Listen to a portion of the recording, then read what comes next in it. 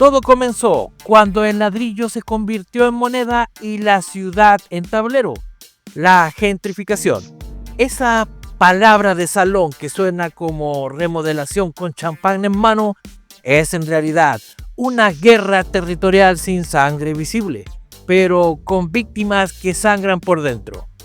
No la inventó un extranjero con dólares, ni un mochilero con seguidores.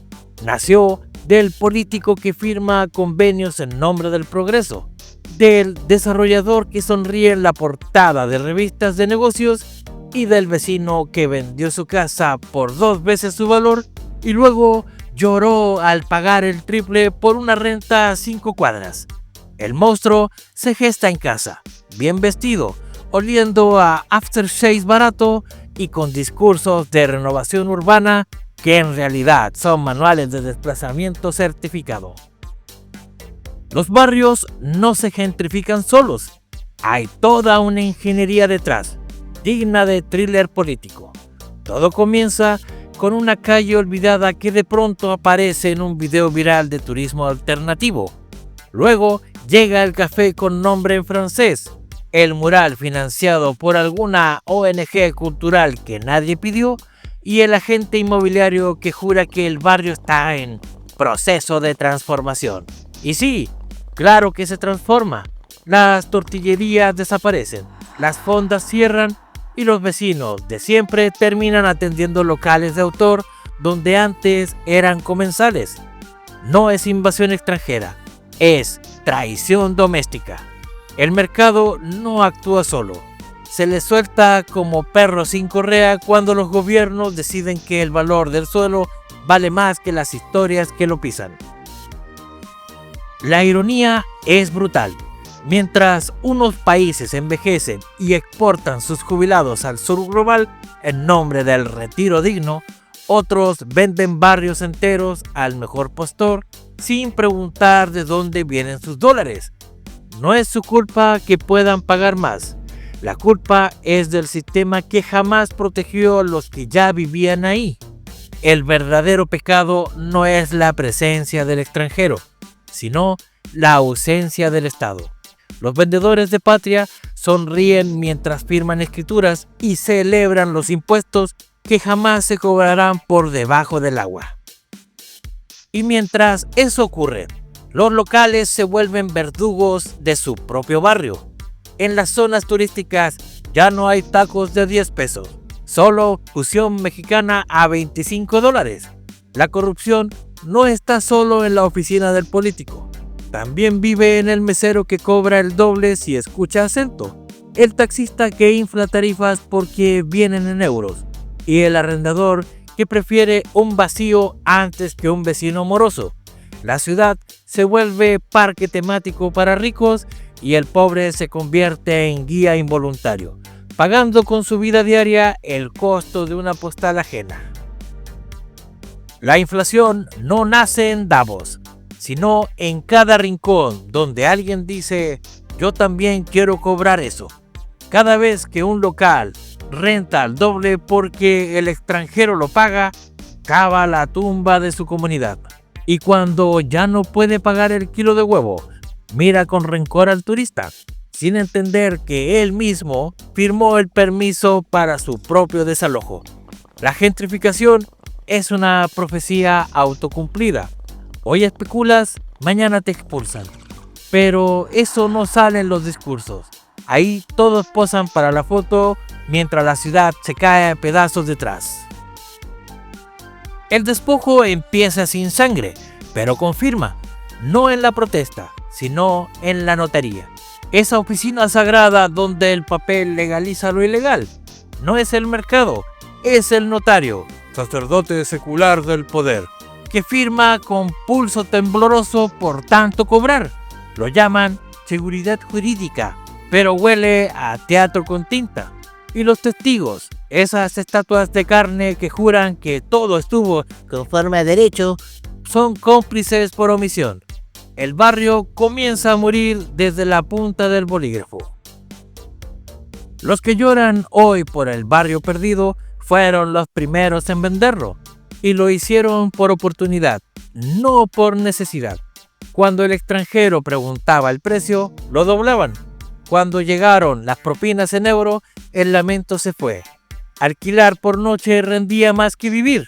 Solo cuando subieron los impuestos, cuando la seguridad dejó de ser compartida, comenzaron a mirar con rabia al extranjero, como si él hubiera firmado los papeles en su nombre. Pero la hipocresía no conoce idioma.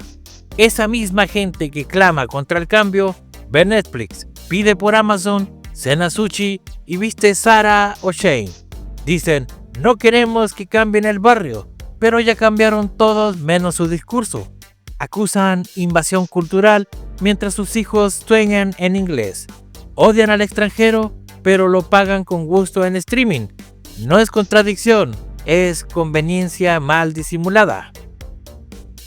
Y lo más grotesco, glorifican al primo que lava platos en Barcelona, pero odian al africano que llega por hambre. Aman la remesa que encarece el barrio, pero no toleran al que viene por lo mismo.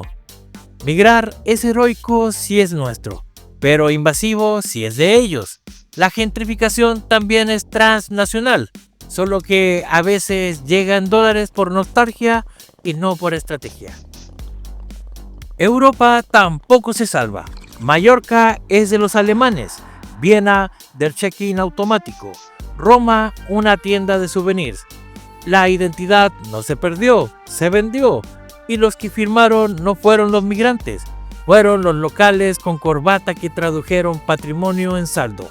Luego culpan a los recién llegados, mientras almuerzan en terrazas atendidas por migrantes y vigiladas por policías exhaustos.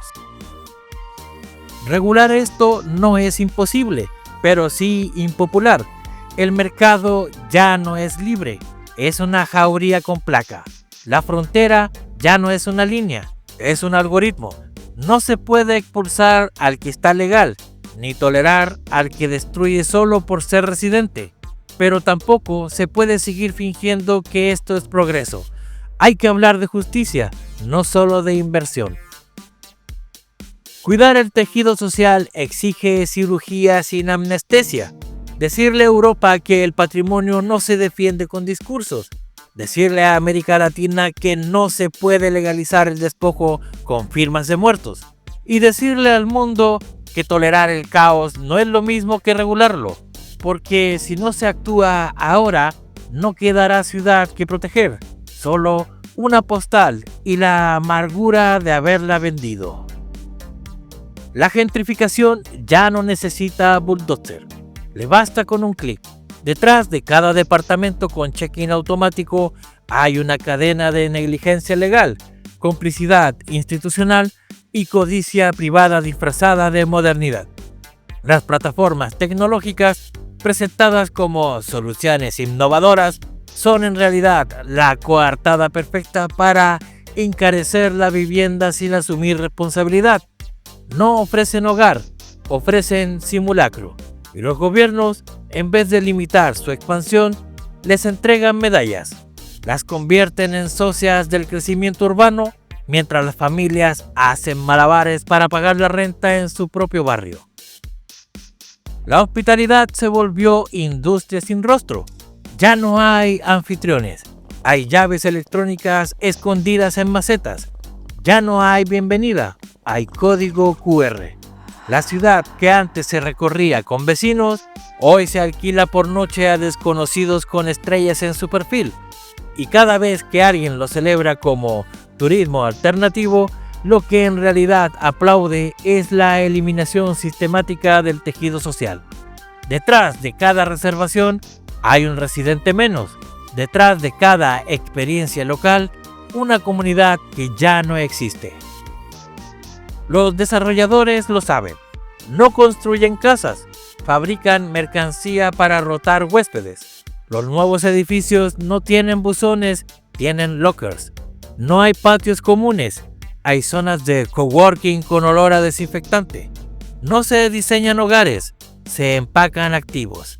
Se venden sueños de pertenencia con estética neutra para que cualquier turista de Berlín, de Nueva York, de Osaka se sienta en casa sin importar dónde esté.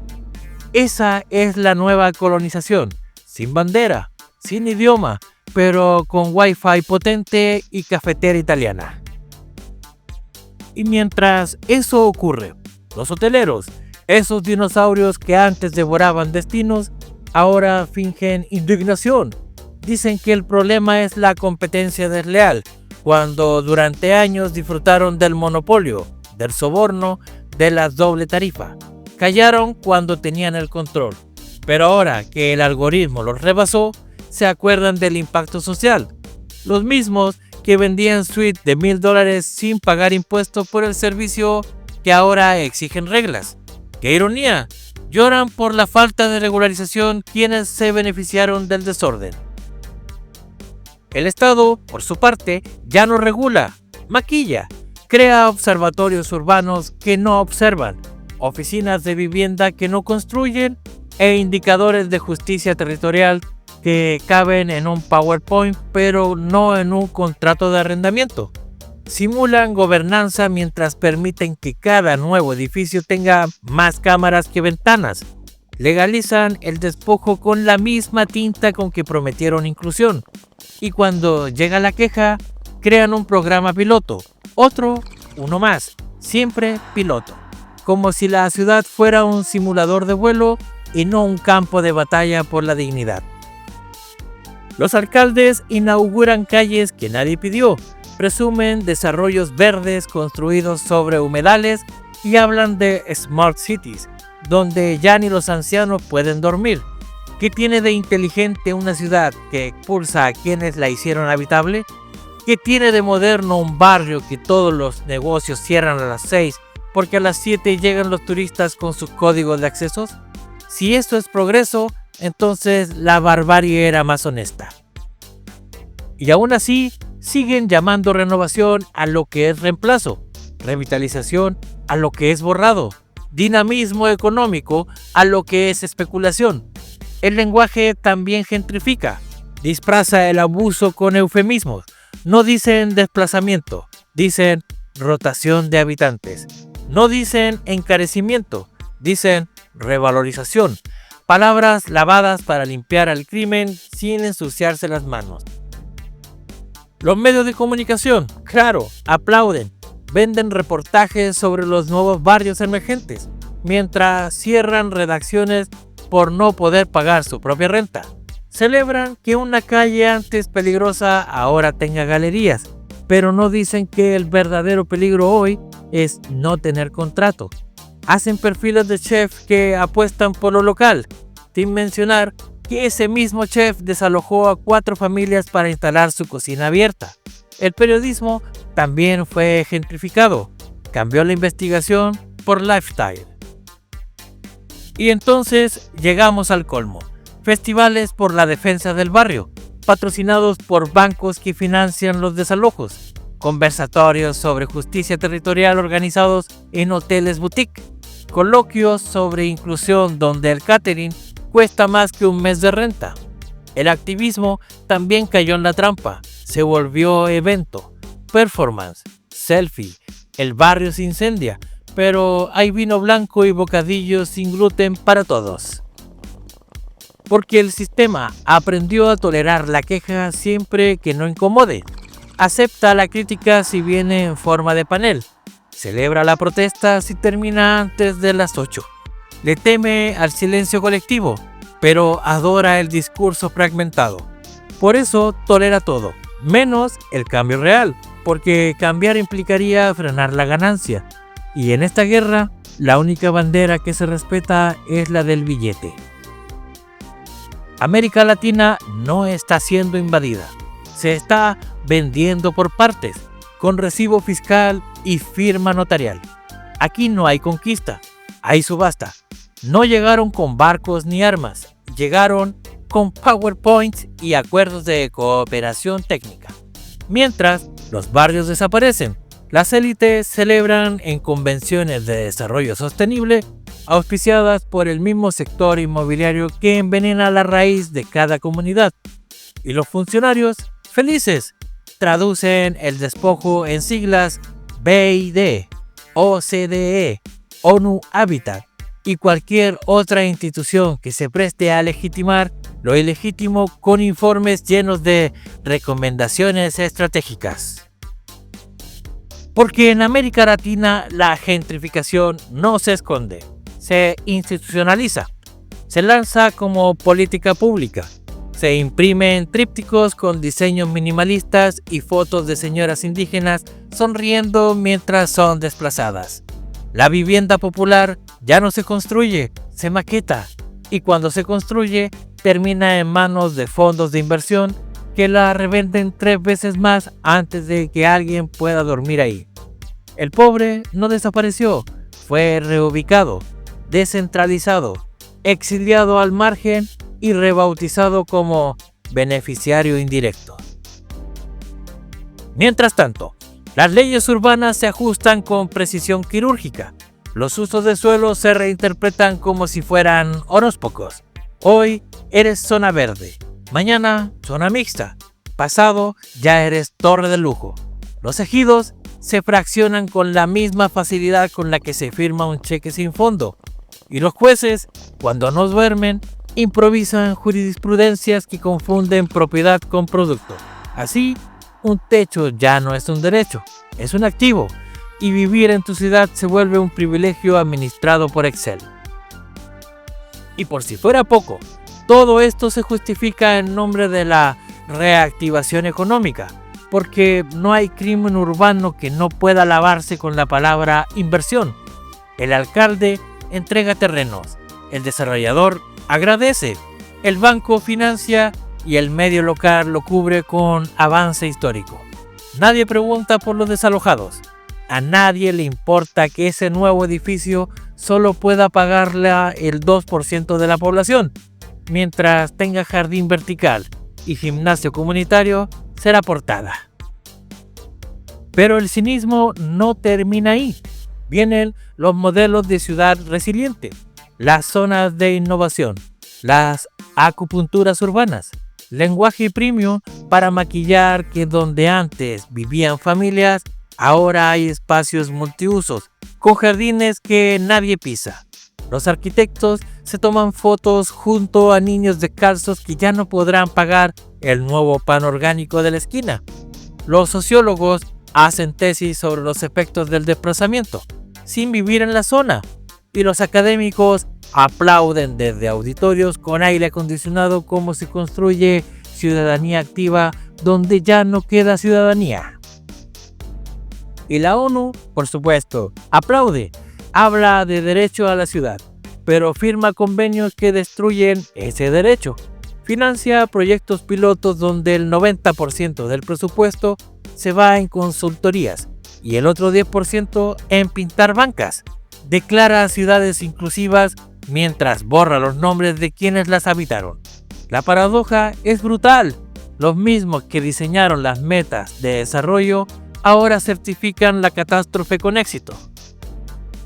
Porque lo verdaderamente perverso no es que el modelo falle, es que funcione.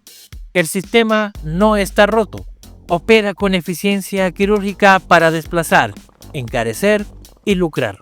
No es una falla del mercado, es el mercado tal cual fue diseñado, con manual de operación, con leyes hechas a la medida y con blindaje diplomático. Y cuando alguien levanta la voz, lo invitan a un foro, le ofrecen una beca, le dan un premio y lo silencian con aplausos. América Latina no necesita importar gentrificación, la perfeccionó en casa. Solo aquí se llama progreso. Se celebra con vino barato, contratos blindados y titulares sobre el nuevo rostro de la ciudad. Nadie quiere decir que ese nuevo rostro es postizo, que sonríe porque ya no le queda de otra, que lo maquillan mientras lo vacían. Pero tarde o temprano el maquillaje se corre y debajo solo queda una herida abierta con forma de barrio.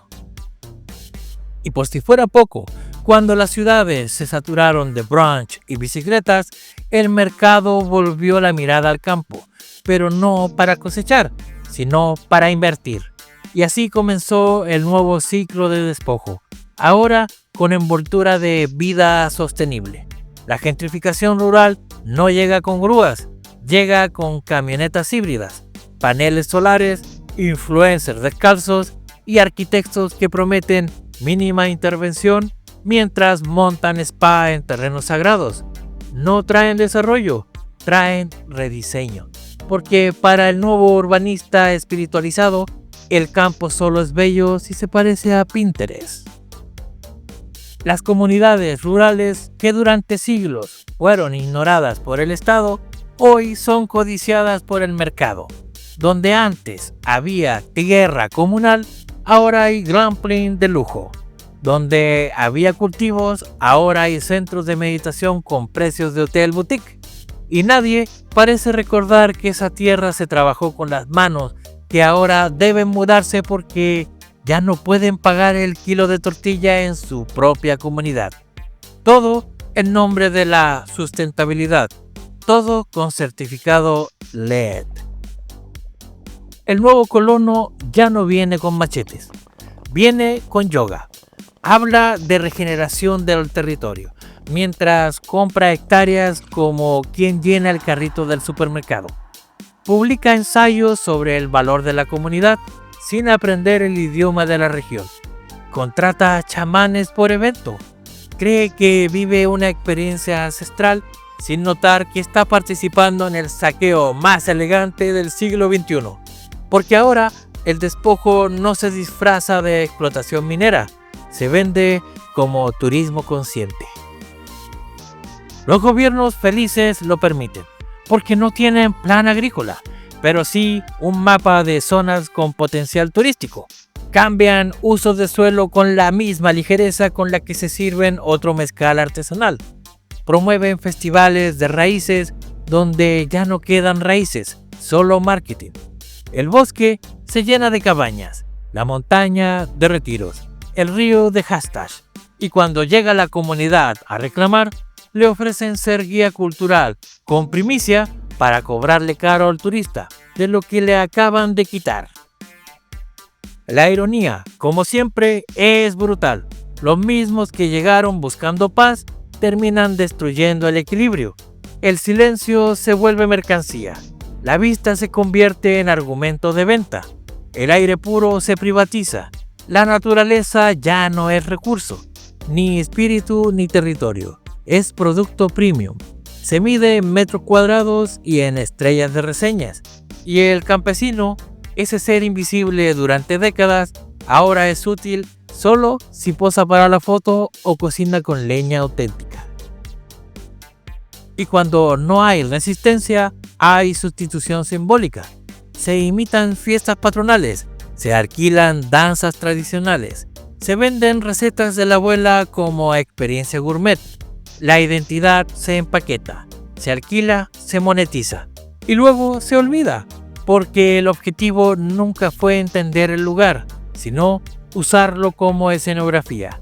Porque el nuevo habitante no quiere convivir con la comunidad, quiere observarla desde la terraza, con copa en mano, mientras sube un post con el hashtag Slow Living. Y claro, si alguien protesta, es tachado de antidesarrollo, porque ahora cuestionar el modelo no es resistencia, es resistencia al cambio. Se ridiculiza al que defiende su territorio, se patologiza al que habla de despojo, se le acusa de no entender las dinámicas globales, de cerrarse al mundo, como si querer quedarse en su tierra fuese un pecado ideológico, como si tener raíces fuera una amenaza al algoritmo. Las ONGs, por su parte, llegan con talleres, pero no con justicia. Enseñan a adaptarse al cambio, pero no a pelear por la propiedad. Hablan de liderazgo comunitario, pero imponen proyectos con consultores que cobran más en un mes que una familia en un año. No defienden la tierra, la gestionan. No acompañan la lucha, la monitorean.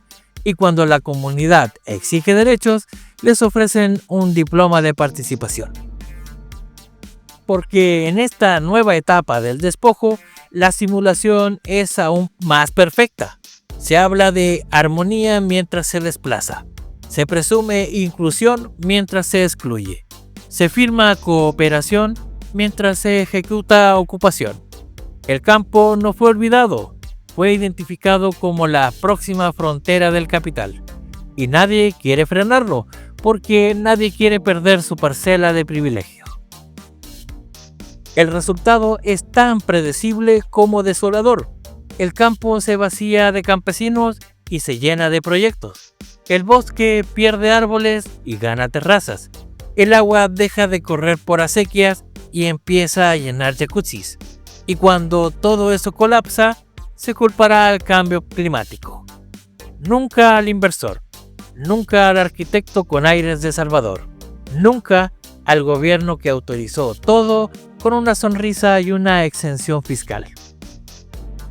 En el nuevo orden de la gentrificación global, ya no son los empresarios quienes abren las primeras brechas del despojo, son los activistas de mochilas cara.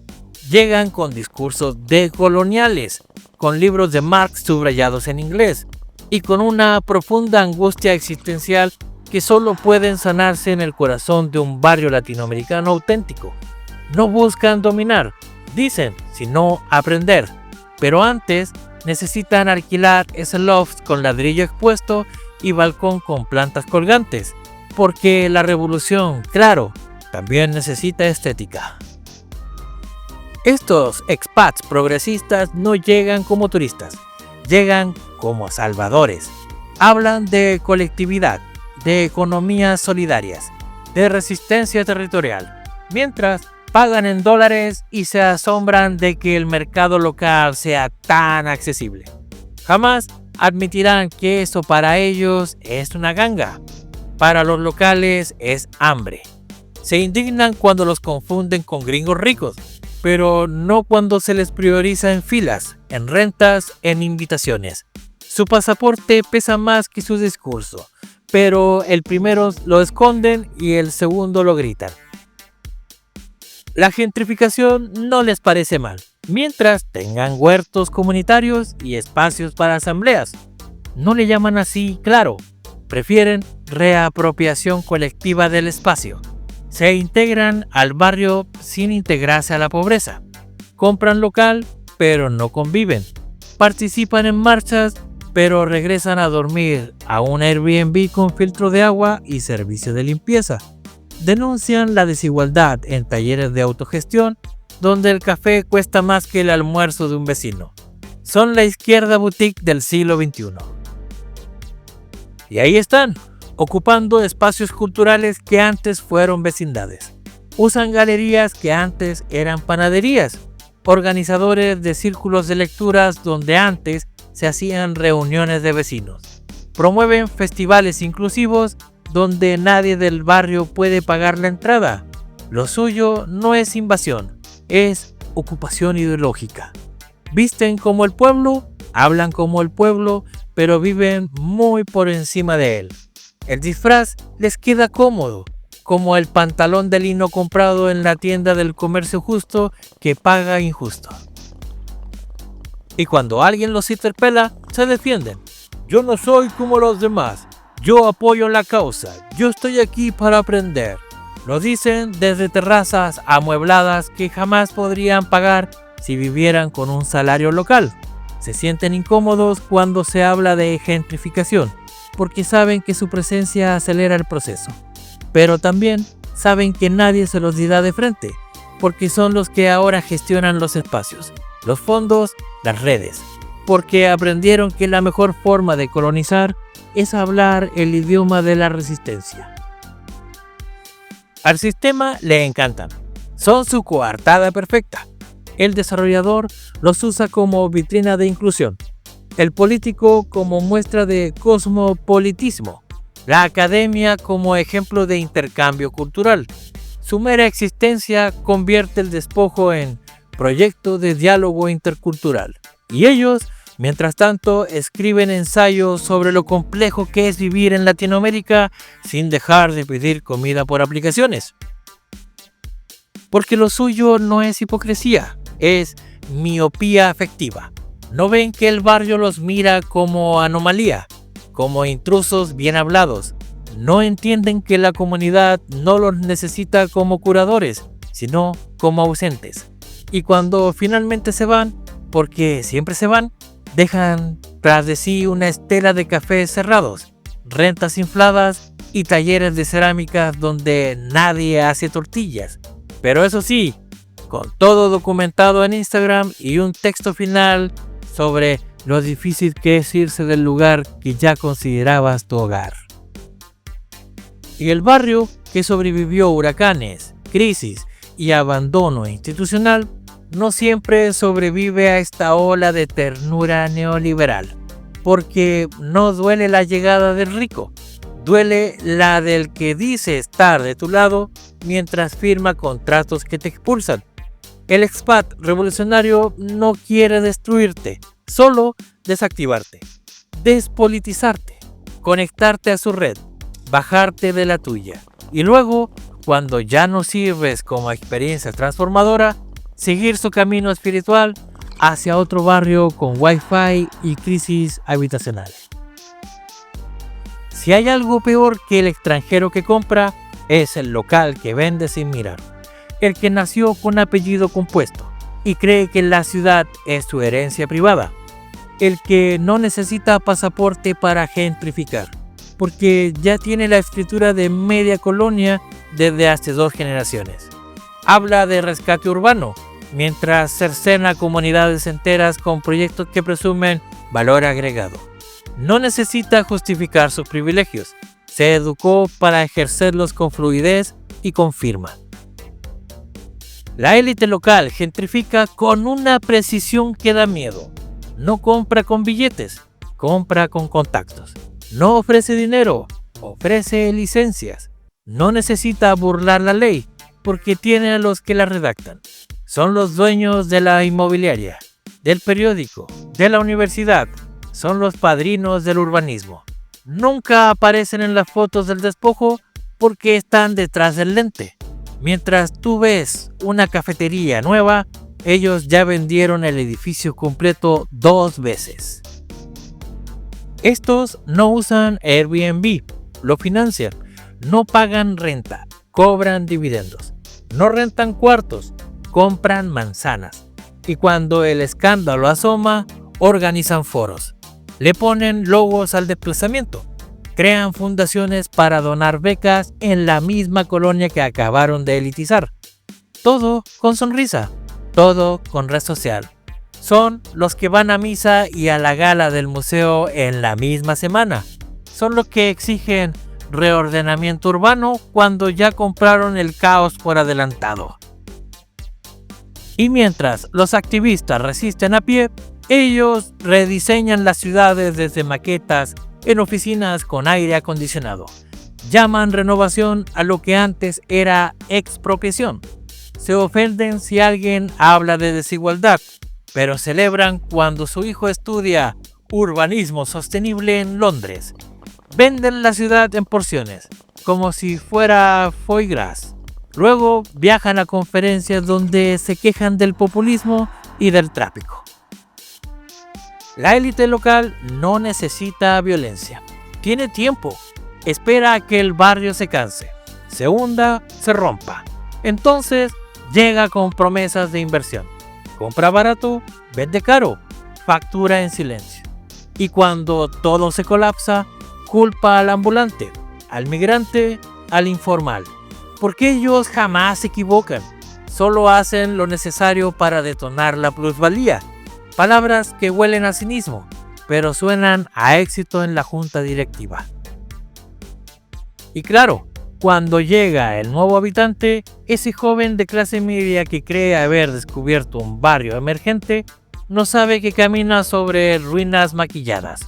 Cree que está revitalizando sin entender que ya todo fue decidido antes de que él llegara, que sus gustos ya estaban previstos en el plan maestro, que su cafetería favorita es solo el señuelo para justificar la próxima torre. Y si alguien protesta, ahí están ellos, los dueños de la narrativa. Controlan la prensa, los voceros, las encuestas. Tienen columnistas, influencers, arquitectos estrella, fabrican opinión pública como si fueran repostería. Nadie los llama gentrificadores, son agentes de cambio, emprendedores sociales, pioneros de la innovación urbana. Se ponen la camiseta de la ciudad que vaciaron y encima exigen que se les aplaude por haberla rescatado. Pero lo más brutal es que también se sienten víctimas. Se indignan cuando les dicen oligarcas. Se defienden diciendo que invierten en su propio país. Se visten de meritocracia sin contar que el terreno lo heredaron. Presumen patriotismo desde casas donde la bandera solo ondea en los contratos. Lloran por la inseguridad que ellos mismos multiplicaron al convertir barrios en vitrinas sin alma. Y en medio de todo están los que fueron expulsados, los que no aparecen en la narrativa, los que no pueden volver porque el barrio que conocieron ya no existe. Fue recubierto de concreto premium, de diseño industrial, de vigilancia privada. Fue disecado, transformado en postal, expuesto como trofeo, vendido por partes, con plano, cuotas de mantenimiento y números de serie.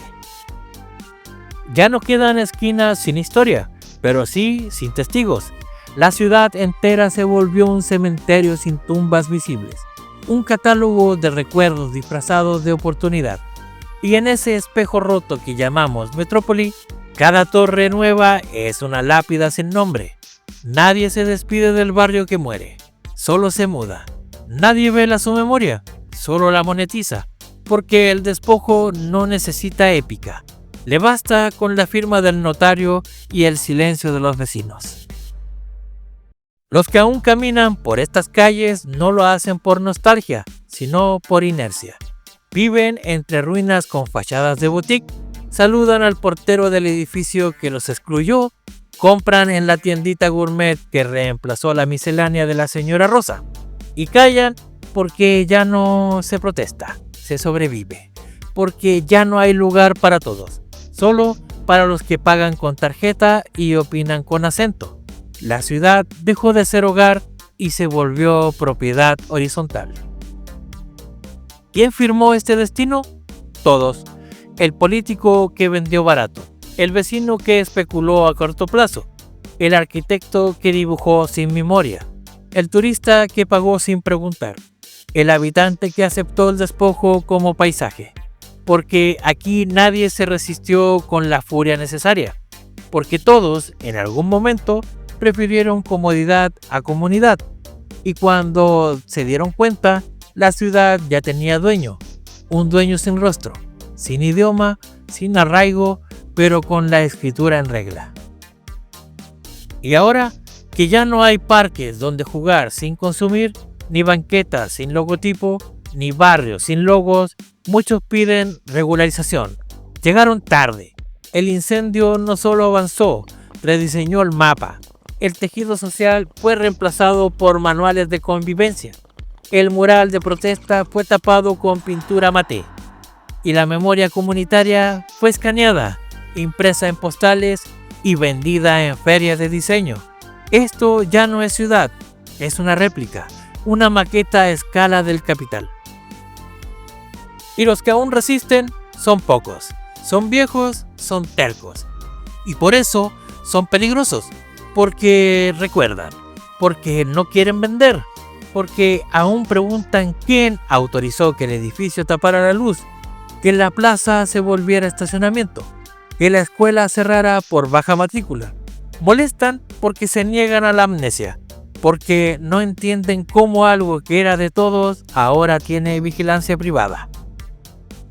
La gentrificación no será televisada ni legislada, será ignorada hasta que no quede a quien expulsar, porque el negocio no termina cuando ya no hay pobres, termina cuando ya no hay nadie con memoria.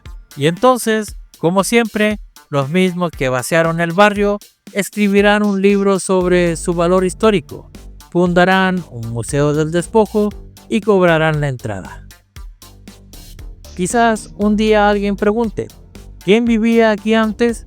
Ya no habrá respuesta, porque no queda archivo, ni testimonio, ni rastro. Solo recibos, solo planos, solo proyecciones de crecimiento. Y en ese momento, Cuando ya no quede ciudad sino producto, entenderemos que la identidad no se pierde de golpe, se factura y con IVA. No hay redención posible si no se interrumpe el ciclo. Y el ciclo no se interrumpe con más cafés, ni con más arte, ni con más talleres. Se interrumpe con límites, con política real, con freno. Pero eso no da like, ni votos, ni inversores. Así que seguiremos como estamos, fingiendo resistencia desde el coworking, quejándonos desde terrazas con vista al barrio que ayudamos a desaparecer. Porque este es el verdadero legado de la gentrificación. Una ciudad que se parece a todas y no les pertenece a nadie.